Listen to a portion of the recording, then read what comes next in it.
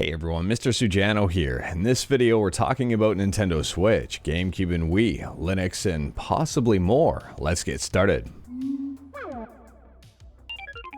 Alright, we'll kick things off here talking about GameCube and Wii emulation on Android with Dolphin. If you're currently using the Google Play Store version of Dolphin, or even the development version from Dolphin's website, you might be excited about this one. There's a brand new Dolphin open beta testing program. So if you head to the Google Play Store and open up Dolphin, scroll down a little bit and you'll be able to see something that says join the beta.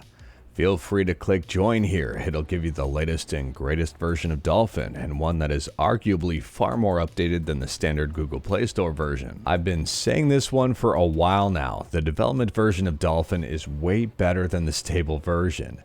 If you're running into issues running this emulator, check out the latest development build. It's now super easy to do so. Next up, we're still talking about Android, and we're talking about Nintendo Switch emulation with Skyline. Skyline Edge just got a brand new update, and that's the paid testing early access version of Skyline. However, on top of that, the mainline build of Skyline also got a brand new update.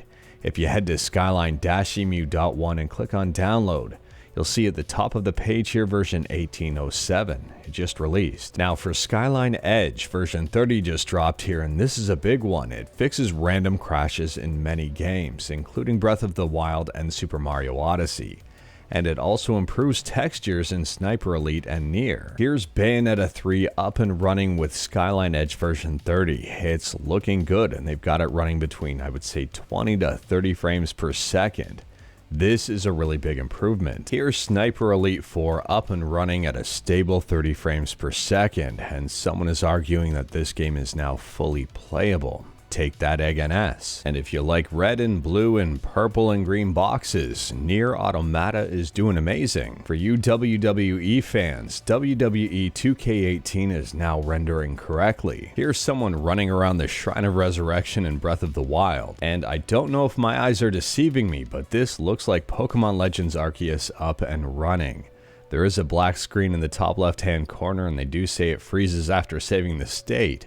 But at the same time, this is a massive leap forward. And for those wondering, Skyline Edge changes normally make their way to the mainline build within 2 weeks. 2 weeks maximum, but chances are it'll hit the mainline build possibly sooner. Skyline Edge is the paid testing early access version of Skyline.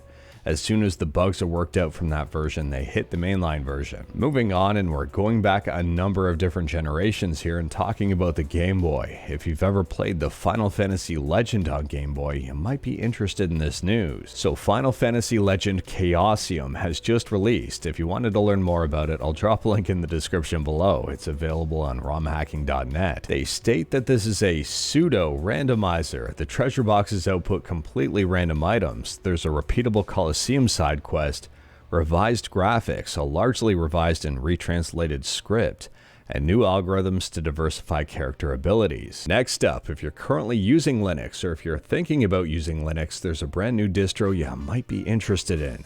It's called PikaOS, and this is a distro very similar to Nobera, but instead of being focused on Red Hat or based on Red Hat, this one is based on Ubuntu. Now, PikaOS is free, it's open source, it's made for gamers, and if you're interested in it, I'll drop a link in the description below. Feel free to check it out. I have not checked out this distro yet, but it seems very interesting. I'm currently using Pop! OS and I'm very happy with it. And last up here, we're still talking about Linux, but switching over to mobile. KDE has just released a brand new version of Plasma. So version 23.01 was just released, and there are a ton of improvements here, including gestures, lock screen fixes, and a whole bunch of updates to a whole bunch of different apps. If you are curious about reading more up on this one, I'll drop a link in the description below, and I do recommend checking it out. It's actually a very interesting read. But anyways, that is all I've got for you in this one. Straight to the point, all stuff and no fluff. We talked about a ton today. Let me know your thoughts about absolutely any of it in the comments below. If you like this video, leave a like. If you didn't like this video, leave a like. Hit that subscribe button, check out my other videos. Don't tempt fate, save your state.